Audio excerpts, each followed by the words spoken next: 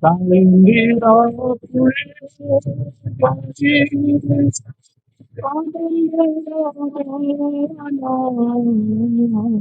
Kalingira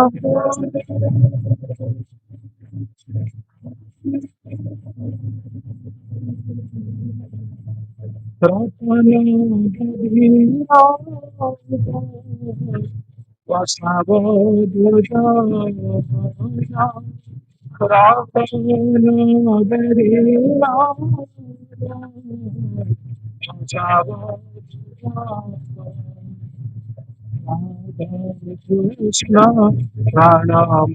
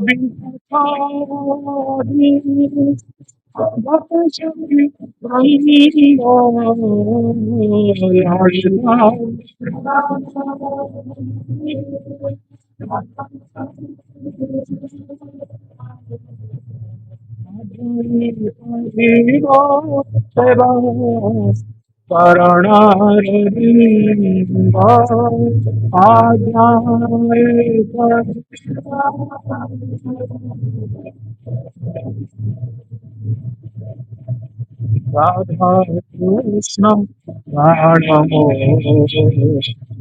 Jaya Krishna Radha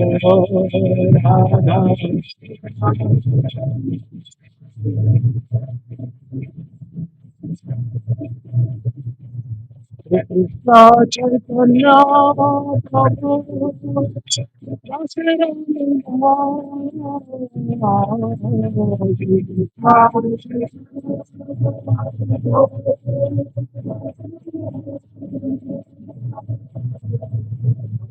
Krishna Chaitanya Prabhu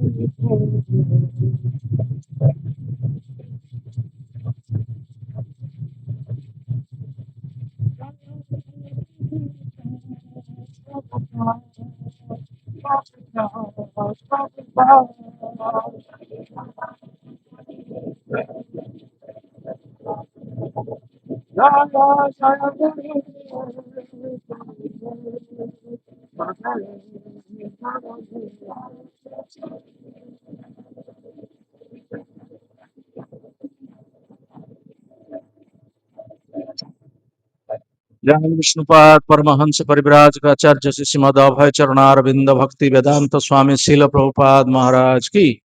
ISKCON संस्थापक आचार्य श्री श्रीमदेशी भक्ति वेदांत स्वामी शील प्रभुपाद महाराज की। भुवन मंगलमय हरिनाम संकीर्तन की। संकीर्तन जनक श्री श्रीमन गौरंग महाप्रभु की। श्री कृष्ण पुष्याभिषेक उत्सव की। श्री राम गोविंद मंदिर वार्षिक उत्सव की। समवेत गौर भक्त वृंद की। निताई गौर प्रेमानंदे हरि हरि। नमो विष्णुपादाय कृष्ण पृष्ठाय भूतले श्रीमते गौर गोविंद स्वामी नीति नामिने।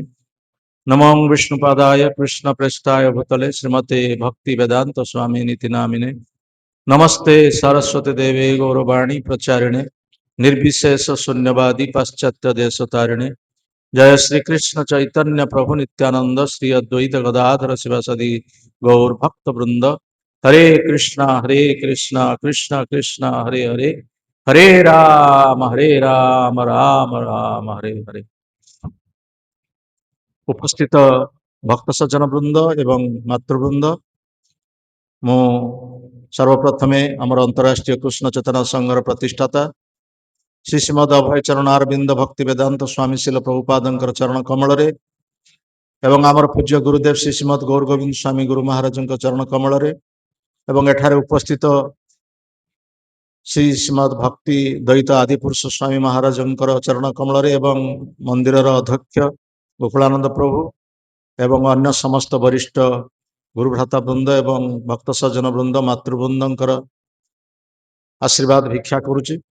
आज हूँ एक पवित्र तिथि, भगवान श्रीकृष्णकर पुष्याभिषेक अर्थात सी आज फूल अभिषेक होती। भगवान कृष्ण जी की सर्व आकर्षणीय एवं समस्त को जे आनंद प्रदान करते, निजे आनंद प्राप्त होगा संगे संगे अन्य मानक जे आनंद प्रदान करती सी होती भगवान कृष्ण। कृष्ण शब्दर अर्थ हूँ सर्व आकर्षणीय। कृष्ण भूवाचक नश्च निवृत्ति वाचक त्रय ऐक्य परम ब्रह्म कृष्ण इति अभिधीयते। आकर्षण एवं आनंद ये दुईटी प्रतीक होचंती कृष्ण।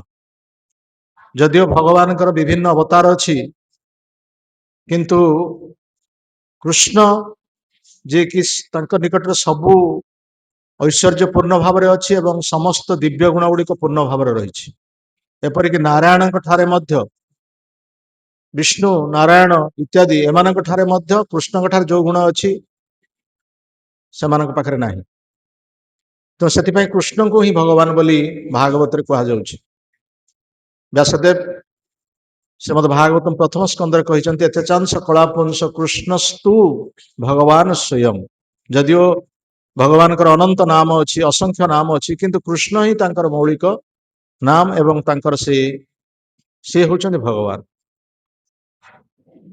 तेणु से कृष्ण भगवान जे कि जेतेबेले से चाहिए एवं तांको पाई कौनसी प्रकार भाव में प्रतिबंधक ना, से जितेबाला जहाँ चाहिए से अनुसार से कार्य करें, कारण से होचंदी भगवान। सी होचंदी सबू किछिर मालिक आ सी होचंदी परमेश्वर नियंत्रणकारी एवं सी होचंदी समस्तंकर से होचंदी मंगलाकांक्षी बंधु। तेणु विशेषकर जो माने प्रकृत पक्षे भगवान कृष्णंकर ଶରଣାପନ୍ନ ହେଇଛନ୍ତି ସେମାନେ ପ୍ରକୃତ ପକ୍ଷେ ଚତୁର। ଆମେ ମାନେ ଦେଖୁଛେ ଆମର ସମାଜରେ ଏବଂ ବିଶେଷ କରି ଆମର ପାରିପାର୍ଶ୍ୱିକ ଜଗତରେ ଆମେ ଦେଖୁଛେ ବହୁତ ବ୍ୟକ୍ତି ବିଭିନ୍ନ ଦେବତା ମାନଙ୍କର ଶରଣାପନ୍ନ ହଉଛନ୍ତି, କିନ୍ତୁ ଦେବତା ମାନଙ୍କର ଶରଣାପନ୍ନ ହେଲେ ପ୍ରକୃତ ପକ୍ଷେ ସେମାନେ ଯୋଉ ଆମକୁ ବର ପ୍ରଦାନ କରିବେ ବା ଯୋଉ କୃପା ପ୍ରଦାନ କରିବେ ତାହା ଅସ୍ଥାୟୀ। ଆଉ ସେ ଦେବତା ମାନେ ମଧ୍ୟ କୃଷ୍ଣଙ୍କ ଠାରୁ ଅନୁମୋଦନ ପ୍ରାପ୍ତ ହେଲେ ସେମାନେ ସେ ବର ପ୍ରଦାନ କରିବେ। ତେଣୁ ଯୋଉମାନେ ଦେବତା ପୂଜକ ସେମାନେ ହଉଛନ୍ତି ପ୍ରକୃତ ପକ୍ଷେ ଅଳ୍ପ ବୁଦ୍ଧିମାନ, ଅର୍ଥାତ୍ ସେମାନେ ନିର୍ବୁଦ୍ଧିଆ। କାମେସ୍ତେସ୍ତେ ହୃତଜ୍ଞାନ ପ୍ରପଦ୍ୟନ୍ତେ ଅନ୍ୟ ଦେବତା ତଂ ତଂ ନିୟମ ଆସ୍ଥାୟ ପ୍ରକୃତ୍ୟା ନିୟତେ ସ୍ୱୟା। ବିଭିନ୍ନ ପ୍ରକାର କାମନା ବାସନାର ବଶବର୍ତ୍ତୀ ହେଇକି ବିଭିନ୍ନ ଦେବତାଙ୍କର ଶରଣାପନ୍ନ ଜୀବ ହଉଛି, କିନ୍ତୁ ସେଇ କାମନା ବାସନା ପରିପୂର୍ଣ୍ଣ ନିମିତ୍ତ ଦେବତା ମାନେ ଆମ ପାଇଁ କଣ କରୁଛନ୍ତି? ଯଦିଓ ଆମର କିଛି କାମନା ବାସନାର ଅସ୍ଥାୟୀ ଭାବରେ ପୂର୍ଣ୍ଣ ହଉଛି, କିନ୍ତୁ ସ୍ଥାୟୀ ଭାବରେ ସେମାନେ କାମନାର ପୂରଣ କରିପାରିବେ ନାହିଁ। ଅନ୍ତବନ୍ତମ ଫଳ ତେଷାମ ତଦ୍ ଭବତ୍ୟମ୍ ଅଳ୍ପ ମେଧସାମ। ଦେବତା ମାନେ ଯୋଉ ଫଳ ପ୍ରଦାନ କରୁଛନ୍ତି ତାହା ହଉଛି ଆରମ୍ଭ ଅଛି, ତାହାର ଶେଷ ଅଛି। ଦେବାନ ଦେବ ଯୋଜନାନ୍ତି ମଦ ଭକ୍ତା ଜାନ୍ତି ମାମପି। ଦେବତା ପୂଜକ ମାନେ ସେମାନେ ଦେବଲୋକକୁ ଯିବେ, କିନ୍ତୁ ଯୋଉମାନେ ଭଗବାନ କୃଷ୍ଣଙ୍କର ପୂଜକ ସେମାନେ ଭଗବତ ଧାମକୁ ଯିବେ। ଆଉ ଯୋଉ ଧାମକୁ ଗଲେ ଆଉ ପ୍ରତ୍ୟାବର୍ତ୍ତନ କରିବାର ଆଶା ନାହିଁ। ତେଣୁ ପ୍ରକୃତ ପକ୍ଷେ ଆମେ ମାନେ ଦେବତା ପୂଜା କରିବା ନା କୃଷ୍ଣଙ୍କୁ ପୂଜା କରିବା? ଆଉ କୃଷ୍ଣ ହିଁ ସମସ୍ତ କାମନାର ପରିପୂର୍ତ୍ତି ସେ କରୁଛନ୍ତି। ଆମେ ଦେବତା ମାନଙ୍କୁ ପୂଜା କରୁଛେ, କିନ୍ତୁ କୃଷ୍ଣ କହୁଛନ୍ତି ମୁଁ ତୁମର ସମସ୍ତ କାମନା ପୂରଣ କରିବି। ଅକାମ ସର୍ବକାମ ବା ମୁକ୍ତ କାମ ଉଦାରଧି ତୀବ୍ରେଣ ଭକ୍ତି ଯୋଗେନ ଯଜେତ ପୁରୁଷ ପର। ଯାହାର କିଛି କାମନା ନାହିଁ ଏ ଜଗତକୁ ଯିଏ ଆସିବ ସେ ନିଶ୍ଚିତ ଭାବରେ କାମନା ଅଛି ତାର। କାମନା ନଥିବା ଲୋକ କେହି ନାହାନ୍ତି। ନିଷ୍କାମ କୁହାଯାଉଛି, ନିଷ୍କାମ ମାନେ ନିଶ୍ଚିତ ଭାବରେ କିଛି ନା କିଛି କାମନା ଆମର ଅଛି। ଓ କଣ କାମନା? ଯୋଉମାନେ ଅକାମ କଥା କୁହାଯାଉଛି ସେମାନଙ୍କର କାମନା ହଉଛି ଭଗବତ ସେବା, ଯାହାଙ୍କୁ ଭକ୍ତ କୁହାଯାଉଛି। ଭକ୍ତ ମାନେ ହିଁ ଭଗବାନଙ୍କ ସେବା ବ୍ୟତୀତ ଅନ୍ୟ କିଛି କାମନା ନାହିଁ, ତାକୁ ନିଷ୍କାମ କୁହାଯାଉଛି। ଅକାମ ସର୍ବକାମ, ସର୍ବକାମ କହିଲେ ଯାହାର ବିଭିନ୍ନ ପ୍ରକାର କାମନା ଅଛି। ଏ ଭୌତିକ ଜଗତରେ ବିଭିନ୍ନ ପ୍ରକାର କାମନା ବାସନା ରହିଛି, ସେ କାମନା ବାସନାକୁ ମଧ୍ୟ ଭଗବାନ ପୂରଣ କରିବେ ବୋଲି କହୁଛନ୍ତି। ଅକାମ ସର୍ବକାମ ବା ମୁଖ୍ୟ କାମ, ଯୋଉମାନେ ମୁକ୍ତିକାମୀ, ଅର୍ଥାତ୍ ଯୋଉମାନେ ମୁକ୍ତି ବାଞ୍ଛା କରୁଛନ୍ତି, ଯୋଉମାନେ ବ୍ରହ୍ମରେ ଲୀନ ହେବା ପାଇଁ ଇଚ୍ଛା କରୁଛନ୍ତି, ସେମାନଙ୍କର ଇଚ୍ଛା ବା କାମନାକୁ ଭଗବାନ ପୂରଣ କରୁଛନ୍ତି। କିନ୍ତୁ ତୀବ୍ରେଣ ଭକ୍ତି ଯୋଗେନ ବୋଲି କୁହାଯାଇଛି। ଭଗବାନଙ୍କ ସହିତ ଆମକୁ ଯୁକ୍ତ ହେବା ପାଇଁ ପଡିବ।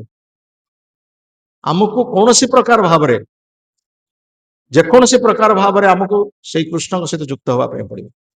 ଯେନ ତେନ ପ୍ରକାରେଣ ମନ କୃଷ୍ଣ ନିବେଶୟତ। ଆମକୁ ଯେକୌଣସି ପ୍ରକାର ଭାବରେ ହଉନା କାହିଁକି ଆମକୁ ଭଗବାନ କୃଷ୍ଣଙ୍କ ସହିତ ଯୁକ୍ତ ହେବା ପାଇଁ ପଡିବ। ଏପରିକି ଶତ୍ରୁ ଭାବରେ ହଉ, ବନ୍ଧୁ ଭାବରେ ହଉ, ପୁତ୍ର ଭାବରେ ହଉ, ପିତା ଭାବରେ ହଉ, ବା କୌଣସି ପ୍ରକାର ଭାବରେ ହଉ, ଆମକୁ କୃଷ୍ଣଙ୍କ ସହିତ ଯୁକ୍ତ ହେବା ପାଇଁ ପଡିବ। ଏ ପ୍ରସଙ୍ଗରେ ଶ୍ରୀମଦ ଭାଗବତରେ ଅଛି ବର୍ଣ୍ଣନା, ଯେତେବେଳେ ଶିଶୁପାଳ, ଆପଣମାନେ ଜାଣିଥିବେ ଶିଶୁପାଳ ଯିଏକି ବିବାହ କରିବା ପାଇଁ ରୁକ୍ମିଣୀଙ୍କ ସହିତ ତାଙ୍କର ବିବାହ ସ୍ଥିର ହେଇଥିଲା, କିନ୍ତୁ ରୁକ୍ମିଣୀ ଶିଶୁପାଳକୁ ବିବାହ କରିବା ପାଇଁ ଚାହୁଁନଥିଲେ। ରୁକ୍ମିଣୀ ଚାହୁଁଥିଲେ ବିବାହ କରିବା ପାଇଁ, କୃଷ୍ଣଙ୍କୁ ବିବାହ କରିବା ପାଇଁ ଚାହୁଁଥିଲେ। ସେଥିପାଇଁ ସେ ଗୋଟେ ସେତେବେଳେ ପତ୍ର ଲେଖିଥିଲେ କୃଷ୍ଣଙ୍କ ନିକଟକୁ, ଏବଂ କୃଷ୍ଣଙ୍କ ନିକଟକୁ ପତ୍ର ଲେଖିଲେ। କୃଷ୍ଣ ସେ ପତ୍ର ପାଇଲା ପରେ ରୁକ୍ମିଣୀକୁ ହରଣ କଲେ। ରୁକ୍ମିଣୀ ପ୍ରତି କଣ କୃଷ୍ଣ ଆସକ୍ତ ଥିଲେ ବା ରୁକ୍ମିଣୀଙ୍କ ପ୍ରତି ତାଙ୍କର କଣ ଆକର୍ଷଣ ଥିଲା? ନା।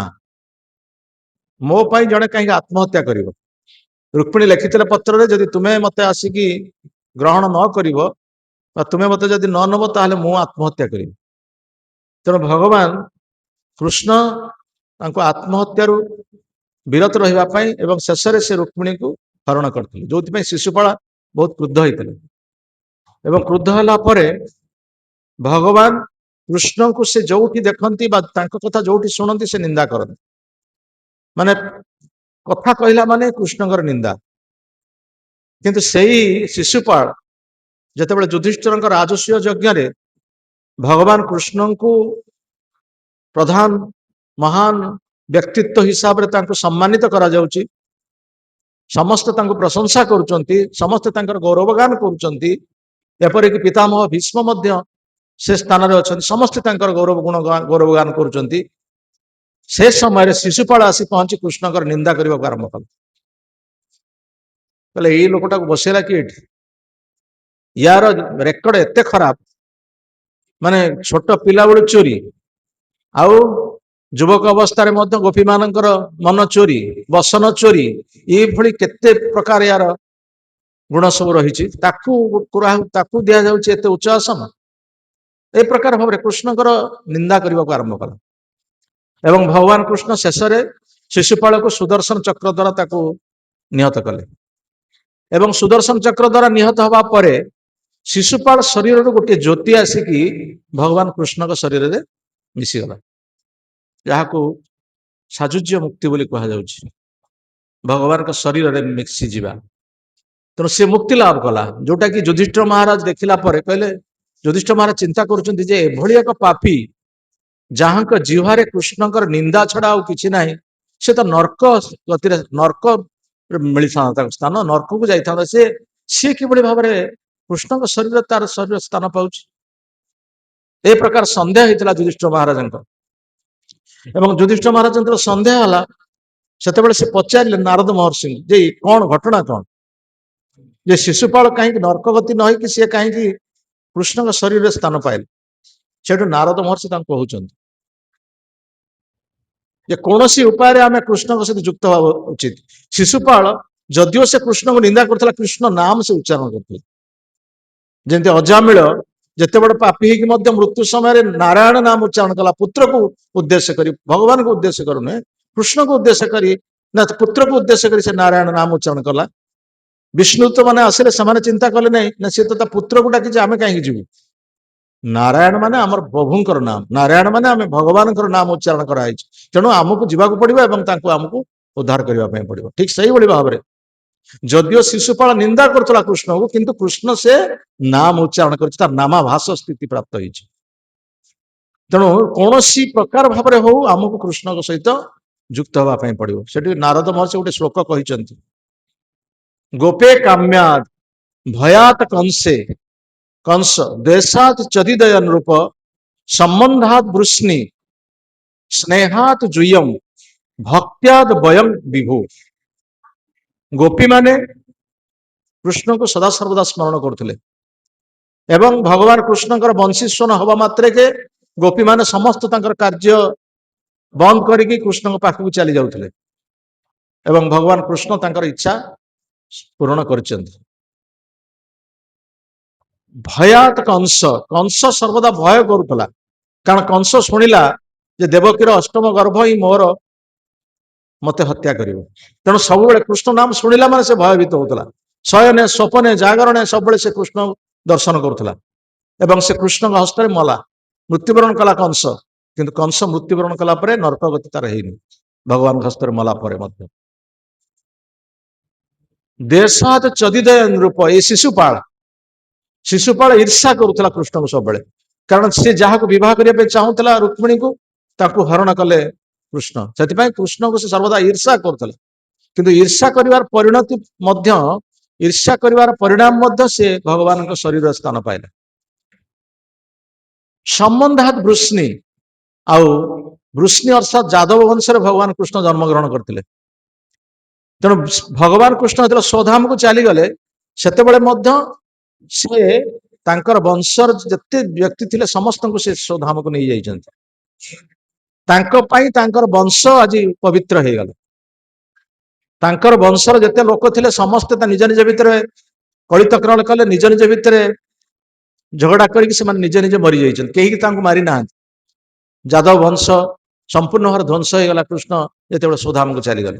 ଆଉ କୃଷ୍ଣ ହିଁ ତାଙ୍କୁ ନେଇଗଲେ ନିଜ ଧାମ। କାହିଁକି ନା କୃଷ୍ଣ ଚାଲିଗଲା ପରେ ସେମାନେ, ତାଙ୍କ ବଂଶର ଲୋକମାନେ, ସେମାନେ ଦାବି କରିବେ ଯେ ଆମେ ହଉଛୁ ଭଗବାନଙ୍କର ପୁତ୍ର, ଆମେ ମଧ୍ୟ ଭଗବାନ। ତେଣୁ ଭଗବାନ ଚାହୁଁନଥିଲେ ଯେ ମୋ ବଂଶରେ ଏଇଭଳି ଏକ ଦାବିଦାର ହଉଛେ ଆମେ ହଉଛୁ କୃଷ୍ଣ ବୋଲି, ଆମେ ବା ଭଗବାନ ବୋଲି ଆମେ ସେମାନେ ଦାବିଦାର ହେବେ ନା, ମୁଁ ଯିବି ଏମାନଙ୍କୁ ମଧ୍ୟ ନେଇଯିବି।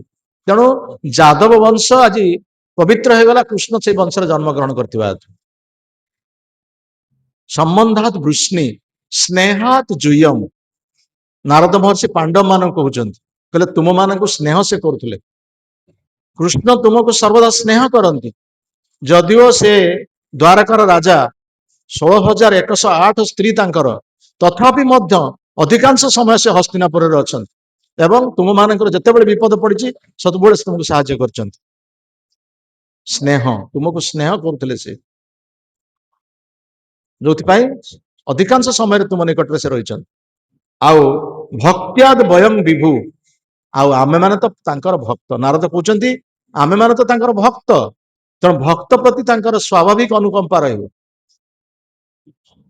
ଯୋଉଥିରେ ଗୀତାରେ କୁହାଯାଏ ସମୋହଂ ସର୍ବଭୂତେଷୁ ନ ମେ ଦୋଷ୍ୟସ୍ତି ନ ପ୍ରିୟ ଭଜନ୍ତୁ ଯେ ମାଂ ଭକ୍ତ୍ୟା ମୟି ତେ ତେଷୁ ଚାପ୍ୟହମ୍। ଭଗବାନ କହୁଛନ୍ତି ମୁଁ ସମସ୍ତଙ୍କ ପ୍ରତି ସମାନ, ମୋର କାହା ପ୍ରତି ପାତର ଅନ୍ତର ନାହିଁ, ମୁଁ ନିରପେକ୍ଷ। ଏକଥା ଭଗବାନ ନିଜେ ସ୍ୱୀକାର କରୁଛନ୍ତି, କିନ୍ତୁ ପୁଣି କହୁଛନ୍ତି ଯେ ଭଜନ୍ତି ମାଂ ଭକ୍ତ୍ୟା, ଯୋଉମାନେ ମୋର ଭକ୍ତିର ସହିତ ମୋର ଭଜନ କରନ୍ତି, ଯୋଉମାନେ ମୋର ଭକ୍ତ, ସେମାନଙ୍କ ପାଇଁ ମୋର ସ୍ୱତନ୍ତ୍ର ଅନୁକମ୍ପା ରହିଛି। ସେମାନଙ୍କ ପାଇଁ ଆମର ସ୍ୱତନ୍ତ୍ର ଅନୁକମ୍ପା ରହିଛି। ଯେମିତି କୁହାଯାଏ ଗୋଟିଏ ପିତାର ଦୁଇଟି ପୁତ୍ର, ଗୋଟିଏ ଦୁଷ୍ଟ ପୁତ୍ର, ଗୋଟେ ହଉଛି ଉତ୍ତମ ପୁତ୍ର। ଯଦିଓ ଦୁଷ୍ଟ ପୁତ୍ର ପ୍ରତି ପିତାଙ୍କର ମଧ୍ୟ ସ୍ନେହ ରହିଛି, ଦୁଷ୍ଟ ପୁତ୍ରକୁ କିଭଳି ଭଲ ବାଟକୁ ଆଣିବା ପିତା ଚେଷ୍ଟା କରୁଛନ୍ତି, କିନ୍ତୁ ଏକ ଉତ୍ତମ ପୁତ୍ର ପ୍ରତି ତାଙ୍କର ବିଶ୍ୱାସ ରହିଛି। ଯେତେବେଳେ ପିତା ଯେତେବେଳେ ଗୃହ ତ୍ୟାଗ କରି ଅନ୍ୟ କୁଆଡେ ଯାଉଛନ୍ତି, ସେତେବେଳେ ଘରର ଚାବିକାଠି ସେ ଦୁଷ୍ଟ ପିଲା ହାତରେ ଦେବେନି, ସିଏ ଦେବେ ସେଇ ଉତ୍ତମ ପିଲା ହାତରେ। କାରଣ ଦୁଷ୍ଟ ପୁତ୍ର ହାତରେ ଦେଲେ ସେ ତାକୁ ଧ୍ୱଂସ କରିଦେବ ସେ ଘର, କିନ୍ତୁ ଉତ୍ତମ ପୁତ୍ର ହାତରେ ଦେଲେ ସେ ଘର ସୁରକ୍ଷିତ ରହିବ। ତେଣୁ ସେଇ ପ୍ରକାର ଭାବରେ ଭକ୍ତମାନେ ହଉଛନ୍ତି ଭଗବାନଙ୍କର ନିଜ ଜନ, ଭକ୍ତମାନେ ହଉଛନ୍ତି ଭଗବାନଙ୍କର ଅନ୍ତରଙ୍ଗ। ତେଣୁ ଭଗବାନ ଭକ୍ତମାନଙ୍କ ନିକଟରେ ସେ ତାଙ୍କର ଯାହା କୁହାଯାଏ ଅତି ନିଜର ସେ ହେଇଯାଆନ୍ତି ଏବଂ ତାଙ୍କ ପ୍ରତି ତାଙ୍କର ସ୍ୱତନ୍ତ୍ର କୃପା ରହିଥାଏ। ଏଇ କଥା ନାରଦ ମହର୍ଷି କହିଛନ୍ତି। ତେଣୁ ଆମେ ତ ତାଙ୍କର ଭକ୍ତ ସ୍ୱାଭାବିକ ଭାବରେ, ତେଣୁ ଆମେ ଆମ ପ୍ରତି ଭଗବାନ କୃଷ୍ଣଙ୍କର ସ୍ୱତନ୍ତ୍ର ଅନୁକମ୍ପା ହିଁ ରହିବ। ତେଣୁ ଏଇଭଳି କଥା କୁହାଯାଇଛି ଯେ ପ୍ରକୃତ ପକ୍ଷେ ଆମକୁ ସେଇ ପ୍ରଭୁଙ୍କର କୃପା ପ୍ରାପ୍ତ ହେବାକୁ ପଡିବ। ବିଶେଷ କରି ଆମର ମନ୍ଦିର ହଉଛି ରାମ ଗୋବିନ୍ଦ ମନ୍ଦିର। ରାମଚନ୍ଦ୍ର ମହାପ୍ରଭୁ ଅଛନ୍ତି, ପୁଣି ମର୍ଯ୍ୟାଦା ପୁରୁଷୋତ୍ତମ ଅଛନ୍ତି, ପୁଣି ଲୀଳା ପୁରୁଷୋତ୍ତମ ଅଛନ୍ତି। କାରଣ ଗୁରୁଦେବ ଗୌର ଗୋବିନ୍ଦ ସ୍ୱାମୀ ମହାରାଜ ସିଏ ଚାହୁଁଥିଲେ ଏଇ ଦକ୍ଷିଣ ଅଞ୍ଚଳରେ କୃଷ୍ଣଙ୍କର ମନ୍ଦିର ହେବା ପାଇଁ, କିନ୍ତୁ ଏଠିକାର ଯିଏ ଆପଣଙ୍କର ଯେ ଲ୍ୟାଣ୍ଡ ଡୋନେଟ୍ କରିଥିଲେ ଶ୍ୟାମପାତ୍ର ଆମ ଗଣରେ ସେ ନାହାନ୍ତି। ସେ କହିଲେ ଆମେ କରିବୁ ରାମଙ୍କର ମନ୍ଦିର ଏଠି କରିବୁ। ସେଠୁ ଗୁରୁଦେବ କହିଲେ ଆମେ କାହିଁକି ରାମ ମନ୍ଦିର କରିବା, ଆମେ କୃଷ୍ଣଙ୍କର ମନ୍ଦିର କରିବା। ସେଠୁ ସେତିକି ସେଇ ପ୍ରସଙ୍ଗ ଭିତରେ ଗୁରୁଦେବ ଅପ୍ରକଟ ହେଇଗଲେ। ଗୁରୁଦେବ ଚାହିଁଥିଲେ କୃଷ୍ଣ ମନ୍ଦିର, ଇଏ ସମ୍ଭବ ଚାହିଁଲେ ରାମ ମନ୍ଦିର, କିନ୍ତୁ ସେଟା କୌଣସି ପ୍ରକାର ହେଇପାରିଲାନି। ଗୁରୁଦେବଙ୍କ ପ୍ରକଟ ଥିବା ଅବସ୍ଥାରେ କୌଣସି କାର୍ଯ୍ୟ ହେଇପାରିଲାନି। କିନ୍ତୁ ଯେତେବେଳେ ଆମର ଅନ୍ତରାଷ୍ଟ୍ରୀୟ କୃଷ୍ଣ ଚେତନା ସଂଘର ଯେ ଜିବିସି ଆଉ ଗୁରୁ ଆଚାର୍ଯ୍ୟ ଭକ୍ତିସ୍ୱରୂପ ଦାମୋଦର ସ୍ୱାମୀ ମହାରାଜ, ସିଏ ଯେତେବେଳେ ଜାଣିଲେ ଯେ ଆମକୁ ଗୋଟିଏ ସ୍ଥାନ ମିଳୁଛି ବ୍ରହ୍ମପୁରରେ ଏବଂ ସେଠି ଆମର ଗୋଟିଏ ମନ୍ଦିର ବା ସେଠି ଗୋଟେ ଆମର କେନ୍ଦ୍ର ହବ, ନିଜେ ମହାରାଜ ଆସିଥିଲେ ଏଠାକୁ, ଏ ସ୍ଥାନ ଦେଖିଥିଲେ, ଆମେମାନେ ମଧ୍ୟ ତାଙ୍କ ସହିତ ଆସିଥିଲୁ। ସେ ସ୍ଥାନରେ ନୃତ୍ୟ କରିଥିଲେ, ସେତେବେଳେ କିଛି ନଥିଲା ଏଠି, ଏବଂ ନୃତ୍ୟ କରି କହିଲେ ଏଠି ଆମେ ନିଶ୍ଚିତ ଭାବରେ ମନ୍ଦିର କରିବା ଏବଂ କରିବା ମନ୍ଦିର ସେ ହଉଛି ରାମ ଗୋବିନ୍ଦ ମନ୍ଦିର। ତେଣୁ ଏଠି ଆଦର୍ଶ ଅଛି, ମର୍ଯ୍ୟାଦା ଅଛି, ତା ସହିତ ଭଗବାନଙ୍କର ମଧ୍ୟ ଦିବ୍ୟ ଲୀଳା ରହିଛି। ତେଣୁ ଆପଣମାନେ ନିଶ୍ଚିତ ଭାବରେ ସୌଭାଗ୍ୟବାନ, ଏଭଳି ଏକ ସ୍ଥାନରେ ଏଭଳି ଏକ କେନ୍ଦ୍ରରେ ଆମେମାନେ ଆଶ୍ରୟ ପାଇଛେ। ଆଉ ଆମର ଯିଏକି ଗୁରୁଭ୍ରାତା, ବରିଷ୍ଠ ଗୁରୁଭ୍ରାତା ଯିଏକି ଭୁବନେଶ୍ୱରରେ ଥିଲେ ସଭାପତି ଏବଂ ଏଠାକାର ମଧ୍ୟ ସେ ସଭାପତି ଥିଲେ, ଚୈତନ୍ୟ ଚନ୍ଦ୍ର ଦାସ ମହାରାଜ, ସିଏ କି ସେ ମନ୍ଦିର କାର୍ଯ୍ୟ ତିଆରି କରି ବହୁ ବର୍ଷ ପର୍ଯ୍ୟନ୍ତ ତାଙ୍କର ଶ୍ରମ ଦେଇ ସେ କାର୍ଯ୍ୟକୁ ସମ୍ପୂର୍ଣ୍ଣ କରିପାରିଲେ ନାହିଁ। ତେଣୁ ବର୍ତ୍ତମାନ ଆମମାନଙ୍କ ପାଇଁ ସୁଯୋଗ ଆସିଛି କେମିତି ମନ୍ଦିର ପୂର୍ଣ୍ଣାଙ୍ଗ ହବ ଏବଂ ମନ୍ଦିରରେ ରାମ ଗୋବିନ୍ଦ ଏଠି ଅବସ୍ଥାପିତ ହେବେ ଏବଂ ସମସ୍ତ ଭକ୍ତମାନେ ସେବାର ସୁଯୋଗ ଲାଭ କରିବେ। ଆଉ ବିଶେଷ କରି ଆଜିର ଯେ ଉତ୍ସବ এই উৎসବରେ ଆମେ ସେଇଭଳି ଭାବରେ ସମସ୍ତେ ଏକ ମନ ଏକ ପ୍ରାଣ ହେଇ କିଭଳି ମନ୍ଦିର ପୂର୍ଣ୍ଣାଙ୍ଗ ହବ, ମନ୍ଦିରରେ ଭକ୍ତମାନେ ଏଠି ବସବାସ କରିବେ, ଭକ୍ତମାନେ ସେବାର ସୁଯୋଗ ଲାଭ କରିବେ, ସେତିକି ହିଁ ଆମେ ସେଇ ଭଗବାନ କୃଷ୍ଣଙ୍କ ନିକଟରେ ପ୍ରାର୍ଥନା କରିବା, ରାମଚନ୍ଦ୍ର ମହାପ୍ରଭୁଙ୍କ ନିକଟରେ ପ୍ରାର୍ଥନା କରିବା। ମୁଁ ଏତିକି କହି ମୁଁ ମୋର ବକ୍ତବ୍ୟ ଶେଷ କରିବି। ଜୟ ଶ୍ରୀଲ ପ୍ରଭୁପାଦ ମହାରାଜ କି, ଶ୍ରୀ କି, समवेत गौर भक्त वृंद की, जय गौर प्रेमानंदे।